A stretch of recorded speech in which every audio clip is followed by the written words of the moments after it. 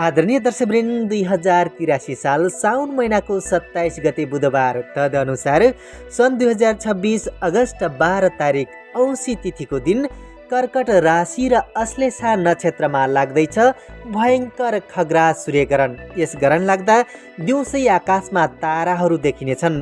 दिउँसै रात परे जस्तो हुनेछ। सालौं पछिको अन्तरालपछि लाग्ने यस भयङ्कर शक्तिशाली सूर्यग्रहणले 4 राशिलाई अत्यन्तै सौभाग्यशाली बनाएको छ। 4 राशिलाई 0बाट राजा बनाउनेछ भने बाँकी 8 राशिलाई खतरा तथा कष्ट हुने सङ्केत देखिएको छ। ग्रहण लाग्दा पृथ्वीमा भएका सम्पूर्ण जीवजन्तु, पशुपन्छी, बोटबिरुवा तथा मानिसहरूमा यसको सकारात्मक र नकारात्मक प्रभाव पर्ने गर्दछ। ग्रहण लाग्दा पृथ्वीमा भएका हरेक जीवजन्तु तथा बोटबिरुवाले यसको प्रभाव थाहा पाउने गर्दछन्। चराचुरुङ्गी पनि आफ्नो गुटबाट बाहिर निस्किँदैनन्। प्रकृतिले यिनलाई जिउन सिकाएको छ। हामी मानिसले पनि ग्रहण लाग्ने समयमा आफ्नो तथा परिवारको विशेष ख्याल राख्नु पर्दछ। सूर्यग्रहणको प्रभाव सम्पूर्ण 12 राशिमा पर्ने गर्दछ। 12 राशिमध्ये 4 राशिलाई राम्रो र अत्यन्तै शुभ प्रभाव रहनेछ भने बाँकी 8 राशिलाई भयानक सङ्कट र खतराको प्रभाव भएकोले भिडियो तपाईँले स्किप नगरे अन्त्यसम्म अवश्य हेर्नुहोला। आजको यस भिडियोमा हामीले तपाईँलाई जानकारी दिनेछौँ सूर्यग्रहणको नकारात्मक र हानिकारक ऊर्जाबाट बच्न हामीले के गर्नुपर्छ, यो ग्रहण कुन राशिले हेर्नुहुन्छ र कुन राशिले हेर्नु हुँदैन, सूर्यग्रहण कुन कुन ठाउँबाट देख्न सकिन्छ, सूर्यग्रहण नेपाली समयअनुसार कुन समयमा लाग्दछ, नेपालमा यस सूर्यग्रहणको सूतक बार्नु पर्छ कि पर्दैन, सूर्यग्रहणको धार्मिक तथा वैज्ञानिक महत्त्व के रहेको छ, यसपटक लाग्ने सूर्यग्रहणले कुन राशिलाई राम्रो फल र कुन राशिलाई नराम्रो फल मिलेको छ, ग्रहणको समयमा के गर्नुहुन्छ र के गर्नु हुँदैन लगायत सूर्यग्रहण सम्बन्धी सम्पूर्ण विषयमा आजको यस भिडियोमा हामीले तपाईँलाई जानकारी दिनेछौँ। वैज्ञानिक हिसाबमा सूर्यग्रहण लाग्नुलाई एक खगोलीय घटनाको रूपमा अध्ययन गरिन्छ भने धार्मिक तथा ज्योतिषीय शास्त्रमा सूर्यग्रहणको विशेष महत्त्व हुने गर्दछ। सूर्यग्रहणको समयमा ग्रहणको प्रभावले पृथ्वीमा छुट्टै किसिमको सकारात्मक र नकारात्मक प्रभाव हुने गर्दछ। भगवानले रक्षा गरून् यस सूर्यग्रहणको कालो छाया हजुरको जीवनमा कहिले नपरोस्। त्यसैले कमेन्टमा सबैले लेख्नुहोस् जय सूर्यदेव भनेर, ओम घृणी सूर्याय नमः भनेर। यसो गर्नाले तपाईँलाई सधैँ सूर्यदेव र भगवान शिवको आशीर्वाद रहिरहनेछ। च्यानलमा यदि तपाईँ नयाँ हुनुहुन्छ भने सब्सक्राइब गरी छेउमा रहेको बेल आइकनलाई पनि क्लिक गर्न नछुटाउनुहोस्, किनकि हामीले अपलोड गरेका यस्तै भिडियोको नोटिफिकेसन सबैभन्दा छिटो प्राप्त गर्नको लागि। अब भने लागौँ आजको विषयतर्फ। आदरणीय दर्शकवृन्दहरू, वैज्ञानिक हिसाबमा जब सूर्य, चन्द्रमा र पृथ्वी आफ्नो अक्षमा घुम्दै जाने क्रममा जब सूर्य र पृथ्वीको बीचमा चन्द्रमा पुग्दछ भने त्यस समयमा सूर्यबाट आएको प्रकाशलाई चन्द्रमाले छेकिदिन्छ र जुन चन्द्रमाको छाया पृथ्वीमा पर्दछ त्यस छाया परेको स्थानमा सूर्यग्रहण लागेको भन्ने गरिन्छ। त्यसैगरी जब सूर्य र चन्द्रमाको बीचमा पृथ्वी पर्न जान्छ र सूर्यबाट आएको प्रकाशलाई पृथ्वीले छेकिदिन्छ र जुन पृथ्वीको छाया चन्द्रमामा पर्न जान्छ त्यसलाई हामी चन्द्रग्रहण भनेर भन्ने गर्दछौँ।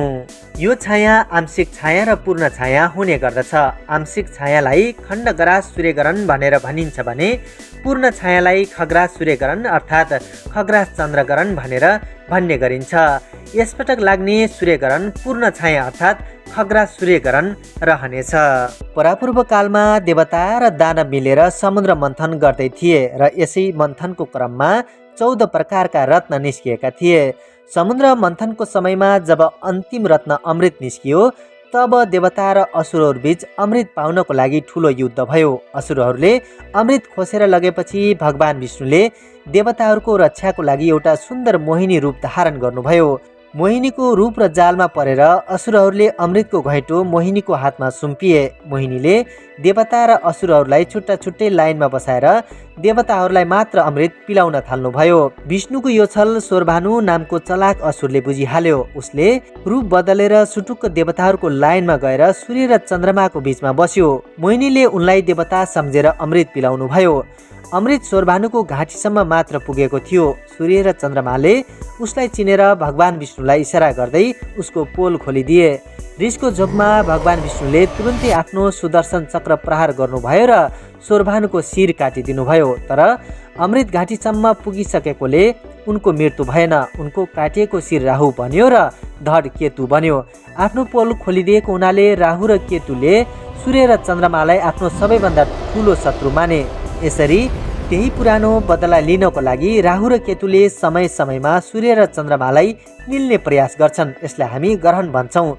असुरको मुखभित्र पर्दा सूर्य र चन्द्रमा अँध्यारो देखिन्छन् र उनकै घाँटी काटिएकोले केही समयपछि उनीहरू फेरि बाँकी भागबाट निस्केर बाहिर जान्छन्। ग्रहण लाग्नुभन्दा 12 घन्टा अगाडिबाट ग्रहणको सूतककाल सुरु हुने गर्दछ र हामीले यसै समयदेखि विशेष सावधानी अपनाउनु पर्दछ ताकि यस ग्रहणको दुष्प्रभावबाट हामी र हाम्रो परिवार बच्न सकियोस्। यसपटक लाग्ने सूर्यग्रहण 2083 साल साउन महिनाको 27 गते बुधबार। तदनुसार सन् 2026 अगस्त 12 तारिक औँसी तिथि कर्कट राशि र अश्लेषा नक्षत्रमा लाग्दैछ। यो सूर्यग्रहण नेपाली समयअनुसार साउन महिनाको 27 गते राति 9:45 सुरु हुनेछ। ग्रहणको मध्य समय राति 11:31 जाँदा हुनेछ। यस समयमा ग्रहणले पूर्ण सूर्यलाई छेकिदिनेछ। यस समयमा ग्रहण देखिने स्थानबाट पुरै अँध्यारो देखिनेछ, अर्थात् आकाशमा ताराहरू देखिनेछ। त्यसै गरी ग्रहणको मोक्ष अर्थात् ग्रहणको समाप्ति राति मध्यरातको 2:15 जाँदा हुनेछ। यसरी सर्वपर्व 4 घण्टा 30 मिनट यो लामो सूर्यग्रहण रहनेछ। सूर्यग्रहण नेपालबाट नदेखिने भएकोले नेपालमा रातिको समयमा यस सूर्यग्रहण लाग्न गइरहेको हो। यदि तपाईँ नेपालभन्दा बाहिर हुनुहुन्छ भने सूर्यग्रहण लाग्ने समयलाई आफू भएको देशमा नेपाली समयलाई चेक गरी सूर्यग्रहणको निश्चित समय तपाईँले थाहा पाउन सक्नुहुनेछ। अब चर्चा गरौँ यस सूर्यग्रहण लाग्दा के गर्नुहुन्छ र के गर्नु हुँदैन त। यसपटक लाग्ने सूर्यग्रहणलाई नाङ्गो आँखाले हेर्नु हुँदैन। यदि सूर्यग्रहणलाई हेर्नु परे बक्स जेनेरेटर, टेलिस्कोप र सोलर चस्मा प्रयोग गरेर मात्र हेर्ने गर्नुपर्दछ। ग्रहण अवधिभर घरभित्रै बसेर खानपान र बाहिर निस्कने काम पनि गर्नु हुँदैन। यसपटक लाग्ने सूर्यग्रहण मेष राशि, मिथुन राशि, कन्या राशि, मकर राशि र मीन राशिले हेर्दा राम्रो हुनेछ। त्यसै गरी ग्रहणको समयमा भोजन गर्नु हुँदैन। सूतक र ग्रहण लागेको समयमा खाना पकाउनु र खानु हुँदैन। यो समयमा कुनै पनि शुभ कार्य, व्यापार वा नयाँ कामको थालनी पनि गर्नु हुँदैन। त्यसै गरी मन्दिरमा प्रवेश गर्नु हुँदैन र देवी देवताका मूर्तिहरूलाई पनि छुनु हुँदैन। ग्रहणको समयमा बिरामी, वृद्ध र बच्चाहरू बाहेक सर्वसाधारणहरू सुत्नु हुँदैन। गर्भवती महिलाहरू घर बाहिर निस्कनु हुँदैन। धारिलो वस्तु, चक्कु, कैँची प्रयोग गर्नु हुँदैन। त्यसै गरी सिलाइ कटाइको काम पनि गर्नु हुँदैन। पशु पन्छीको हत्या पनि गर्नु हुँदैन। त्यसै गरी सूर्यग्रहणको समयमा सूतक लाग्नुभन्दा अगाडि नै घरमा भएका खानेकुरा, दुध र पानीमा तुलसीको पात वा कुश राख्ने गर्नुपर्दछ। ग्रहणको समयमा आफ्नो इष्ट देवताको ध्यान गर्ने, भजन सुन्ने र गुरु मन्त्रको जप गर्नुपर्दछ। ग्रहणको समाप्ति भएपछि गरिब, दीन दुखी, असहाय तथा ब्राह्मणलाई अन्न, कपडा र पैसा दान गर्नु अत्यन्तै शुभ र राम्रो मान्ने गरिन्छ। ग्रहण सकिएपछि घर र मन्दिर सफा गरी गङ्गाजल छर्कनुपर्छ र आफैले पनि स्नान गर्नुपर्दछ। यसपटक लाग्ने सूर्यग्रहण कुन कुन ठाउँबाट देख्न सकिन्छ त। यसपटक लाग्ने सूर्यग्रहण ग्रिनल्यान्ड, आइसल्यान्ड, स्पेन, पोर्चुगल, रुस, बेलायत, फ्रान्स, जर्मनी, इटली, त्यसै गरी क्यानाडाको पूर्वी भाग, अमेरिकाको पूर्वी तटीय क्षेत्रबाट देख्न सकिनेछ। यसपटक लाग्ने सूर्यग्रहण नेपाली समयअनुसार नेपालमा रातिको समयमा पर्ने भएकोले नेपालबाट यसपटक लाग्ने सूर्यग्रहण देखिने छैन। त्यसैले नेपालमा बस्नेहरूलाई यसपटक लाग्ने यस ग्रहणको प्रभाव र सूतक बार्नुपर्ने छैन। यदि तपाईँ र तपाईँको आफन्ती नेपालभन्दा बाहिर अर्थात् यी ग्रहण लाग्ने स्थानमा हुनुहुन्छ भने उहाँहरूलाई तपाईँले जानकारी गराउन सक्नुहुनेछ।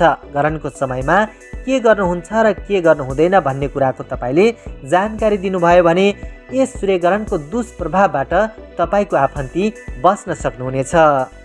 यसपटक लाग्ने सूर्यग्रहणले सम्पूर्ण 12 राशिलाई राम्रो र नराम्रो फल दिएको छ।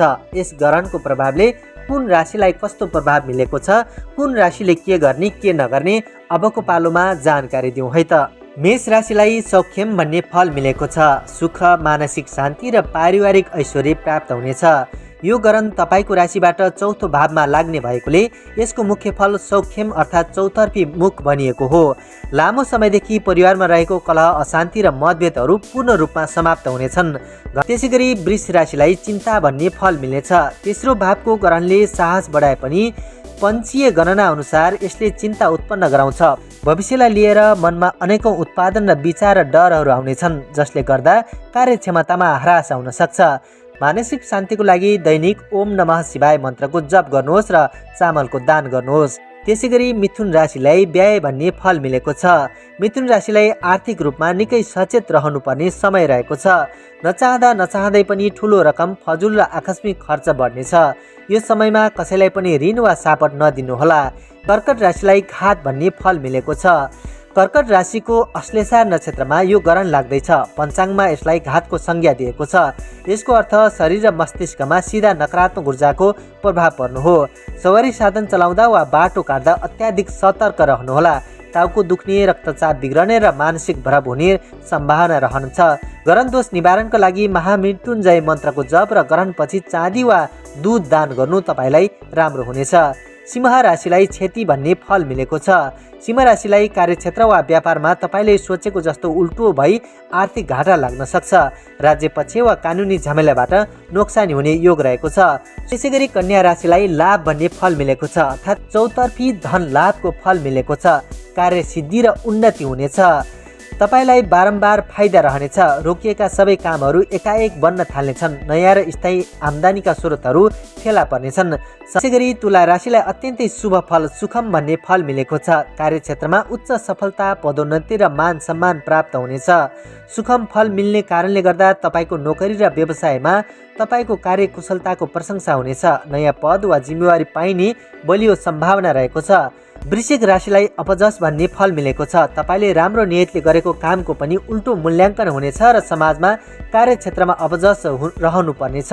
भाग्यले साथ नदिएको जस्तो महसुस हुनेछ। धार्मिक कार्यमा बाधा हुनेछ। त्यसैगरी धनु राशिलाई कष्टम भन्ने फल मिलेको छ। तपाईलाई शारीरिक र मानसिक दुःख हुन सक्छ। स्वास्थ्यको मामिलामा यो समय निकै नाजुक रहनेछ। पेट, कलेजो र पुराना दीर्घ रोगले सताउन सक्छ। त्यसैगरी मकर राशिलाई स्त्री पीडा भन्ने फल मिल्नेछ। जीवन साथीसँग कष्ट हुनेछ। जीवन साथीको स्वास्थ्यमा अचानक बिग्रन सक्छ वा उहाँसँग गम्भीर वैचारिक मतभेद हुन सक्छ। व्यापारिक समझदारी पार्टनरसँग आर्थिक लेनदेन लिएर असमझदारी बढ्नेछ। त्यसैगरी कुम्भ राशिलाई सौख्यम भन्ने फल मिल्नेछ।